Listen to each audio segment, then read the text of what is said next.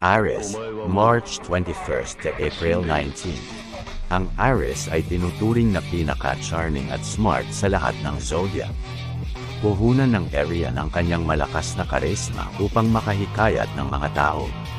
Sa sandaling magsalita ang isang Arian, hindi ka pwedeng hindi makinig dahil ito ay puno ng kamanghamanghang mga impormasyon na parang noon mo nga lamang nalaman. Pero ang katangiang ito ng isang Arian ang kadalasang naglalagay din sa kanya sa spotlight ng intriga.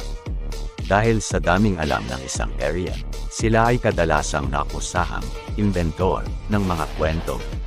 Kaya kadalasan, kahit totoo ang kanilang mga sinasabi ay parang wala na ring maniwala dahil too good to be true, ika nga. Labis na pinahahalagahan ng isang Arian ang kanyang pagiging independent. Ito ang dahilan kaya mahirap atali sa rules ang zodiac na ito. Tulad ng simbolo niyang ram, handang manuwag ang kanyang mga sungay sa sandaling hindi niya magustuhan ang mga bagay na ipinapagawa mo sa kanila. Ang mga Arian ay hindi nababagay sa office environment dahil nga hindi sila sumusunod sa rules. Kaya kalimitang ang mga Arian ay entrepreneur at artist dahil hawak nila ang kanilang oras.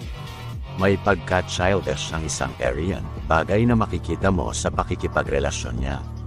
Showy at clingy ang Arian at gusto na lahat ng atensyon ng kapareha ay sa kanya, dahilan para maging possessive ang isang Arian. Sa sobrang pagiging showy ng Arian, wala na siyang pakialam kahit may masabi na ang mga tao sa kanyang paligid. Who cares ang motto ng Arian? Ang alam niya, mahal niya ang tao kaya dapat ay ipakita niya ito sa lahat ng paraang alam niya. Masarap magmahal ang isang Arian dahil ikaw ang gagawin niyang mundo.